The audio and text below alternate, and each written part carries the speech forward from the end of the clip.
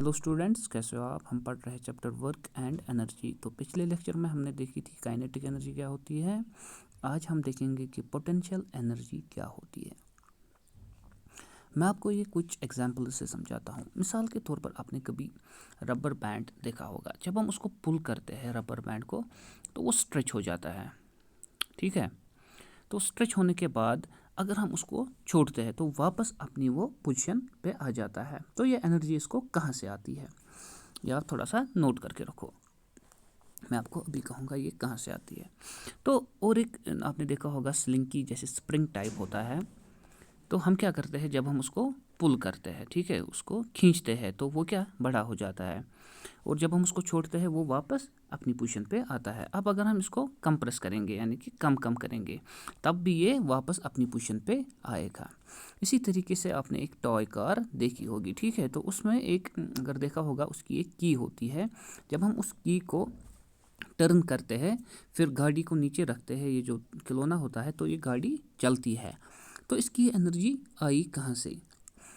इसी तरीके से अगर आप किसी चीज़ को उठाते हो या किसी स्टोन को, ये ग्राउंड है तो यहाँ पर एक स्टोन है, आपने इसको उठाया यहाँ तक लिया, ठीक है।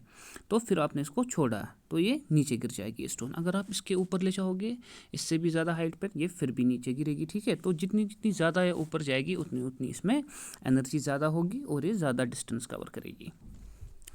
तो इन सब सिचुएशंस में क्या होता है कि एनर्जी जो होती है वो स्टोर होती है due to work done on the object.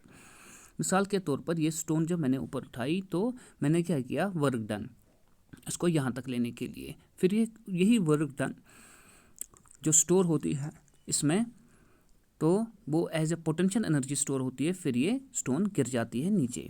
तो मैं कहता हूँ आपको ये जो एनर्जी है ये ट्रांसफ़र होती है इस ऑब्जेक्ट में जो कि स्टोर होती है एज ए पोटेंशियल एनर्जी, ठीक है। तो energy transfer to an object is stored as potential energy if it is not use to cause a change in velocity और स्पीड ऑफ ऑब्जेक्ट, ठीक है। अब अगर मिसाल के तौर पर कभी गाड़ी चल रही है या अब आप इस पर ब्रेक मार रहे हो, ठीक है, तो आप क्या कर रहे हो, इसको रोकने की कोशिश कर रहे हो, यानी कि वो जो एनर्जी है वो किस में यूज़ हो रही है, ब्रेक्स के लिए, गाड़ी को रोकने के लिए। तो इसीलिए हम कहते हैं कि energy transfer to an object is stored at potential energy. लेकिन क्या होना चाहिए कि वो यूज़ नहीं होनी चाहिए इसकी वेलोसिटी कम करने के लिए या ज़्यादा करने के लिए, ठीक है। यहाँ पर आप जब गाड़ी में ब्रेक्स लगाते हो तो उसकी वजह से गाड़ी रुक जाती है, यानी कि इसकी वेलोसिटी कम होती है। इसी तरीके से जब आप गाड़ी में एक्सेलरेटर प्रेस करते हो तो गाड़ी की स्पीड बढ़ जाती है, ठीक है। तो you transfer when you stretch A rubber band. तो हम ट्रांसफ़र करते हैं एनर्जी जब हम रबर बैंड को स्ट्रेच करते हैं। Energy transfer to a band is its potential energy. तो वो एनर्जी क्या होती है, potential energy. You do work while winding the key of a toy car. इसी तरीके से जो खिलौना था गाड़ी, उसमें हमने की को वाइंड किया, टर्न किया, 2-3 टर्न्स किए तो गाड़ी चलने लगी। तो energy transfer to a spring inside is stored as potential energy. इसी तरीके से जब ये स्लिंकी को हम खींच रहे थे तो वहाँ पर भी हम क्या कर रहे थे, पोटेंशियल एनर्जी वहाँ स्टोर हो रही थी। Potential energy possessed by the object is energy present in it by virtue of its position और कन्फिगुरेशन, ठीक है। तो पोटेंशियल एनर्जी जो पोजेस करती है ये ऑब्जेक्ट, वो है वो एनर्जी जो प्रेजेंट होती है उसमें by virtue of its position, यानी कि उसकी पोजीशन के हिसाब से और उसकी कन्फिगुरेशन के हिसाब से। अब देखो और एक एक्टिविटी देखेंगे। Take a bamboo stick and make a bow as shown in figure, ठीक है। तो एक बैम्बू स्टिक आपको लेनी है, फिर आपको ये तीर कमान जैसा बनाना है। अब देखो, place an arrow made of light stick on it with one and supported by stretched string. Now stretch the string and release the arrow. तो एरो क्या होता है, वो इस कमान से निकल जाता है और दूर तक पहुंचता है। तो ये कैसे होता है, जब आप इसको पीछे लेते हो इस एरो को तो पोटेंशियल एनर्जी स्टोर होती है इसमें due to change in shape. तो वो होती है फिर use in the form of kinetic energy in throwing of the arrow. तो वही पोटेंशियल एनर्जी कन्वर्ट होती है किसमें, काइनेटिक एनर्जी में, और फिर ये एरो आगे जाके पहुंचता है। अब देखो potential energy of an object at a height. तो an object increases its energy when raised through a height. अब जितना जितना हम ऑब्जेक्ट को ऊपर ऊपर लेंगे, हाइट पे लेंगे, उतनी उतनी उसमें एनर्जी इंक्रीज हो जाएगी। This is because work is done on it against gravity, क्योंकि हम उसको उठा रहे हैं ग्रेविटी के अगेंस्ट। ठीक है, तो इसको ग्रेविटी कहाँ खींच रही है, नीचे की ओर। हम कहाँ खींच रहे हैं, ऊपर की ओर। तो हम इस पर काम कर रहे हैं।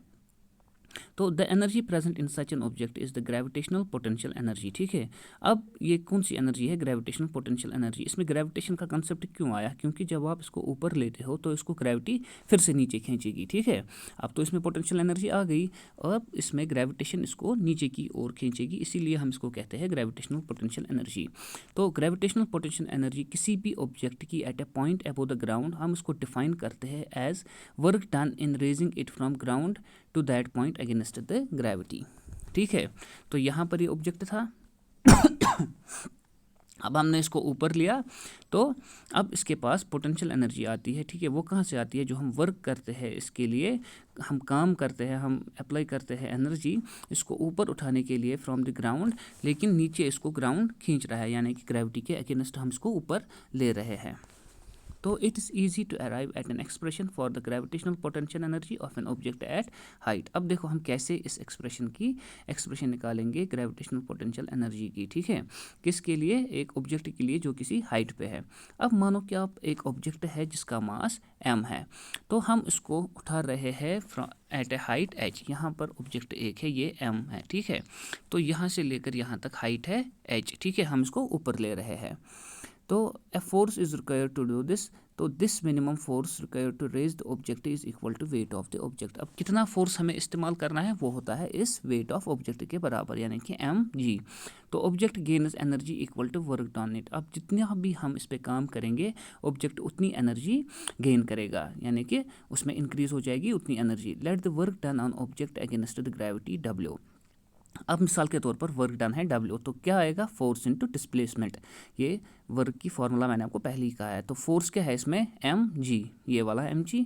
डिस्प्लेसमेंट कितनी हुई, ये h। ठीक है, तो ये आएगा mgh। ठीक है, तो since work done on the object is equal to mgh, तो एक इक्वल एनर्जी mgh गेन होती है ऑब्जेक्ट से। ठीक है, तो वर्क डन कितना है, mgh, ऑब्जेक्ट कितना गेन करेगा, यही mgh। तो इसी को कहते हैं हम potential energy of the object. तो पोटेंशियल एनर्जी होती है बराबर m into g into h। तो it is useful to note that work done by the gravity depends on the difference in vertical heights of initial and final position of the object and not on the path along which object is moved. ठीक है, अब मिसाल के तौर पर ये object यहाँ तक है h, यहाँ तक भी क्या है h, लेकिन यहाँ पर आप पाथ देखोगे, इसको सीधे उठाया है ऊपर, लेकिन यहाँ पर कैसे उठाया है, ऐसे लिया है, फिर ऊपर लिया है, फिर साइड में लिया है, फिर जाके ऊपर लिया है। लेकिन इस चीज़ से कोई फ़र्क नहीं पड़ेगा, क्योंकि ये जो वर्क डन होती है ये डिपेंड होती है खाली हाइट के लिए। ठीक है, अब कहाँ से आप इसको टेढ़ा मेढ़ा ले जाओ, कहाँ से ले जाओ, उससे कोई फ़र्क नहीं पड़ेगा। इन दोनों की पोटेंशियल एनर्जी क्या होगी, सेम ही होगी। ठीक है, तो यहाँ पर फिगर में मैंने आपको कहा shows a case where block is raised from position A to B in taking two different paths. अब मानो कि हाइट है h, लेकिन बोथ सिचुएशंस में वर्क डन क्या होगी, mgh। ये आप हमेशा के लिए याद रखोगे। Potential energy of an object at height depends on the ground level और the zero level you choose. ठीक है, तो पोटेंशियल एनर्जी डिपेंड करती है हाइट, जो पोटेंशियल एनर्जी ऑब्जेक्ट की होती है, किसी हाइट पे लिया है हमने इस ऑब्जेक्ट को, वो डिपेंड करता है ऑन द ग्राउंड लेवल। ठीक है, या जीरो लेवल, जहाँ से हम इसको उठाते हैं। An object is given position can have a certain potential energy with respect to one level and different value of potential energy with respect to another level. मिसाल के तौर पर यहाँ पर एक लेवल है, अब अगर मैं इसको इससे ज़्यादा ऊपर लूँगा तो वहाँ क्या होगी, पोटेंशियल एनर्जी डिफरेंट, तो नीचे क्या होगी, पोटेंशियल एनर्जी डिफरेंट। ठीक है, तो ये है कॉन्सेप्ट पोटेंशियल एनर्जी का। हम आगे जाके और कॉन्सेप्ट कुछ देखेंगे, तो अच्छे से पढ़ना, ये मैं आपको भी सेंड करता हूँ।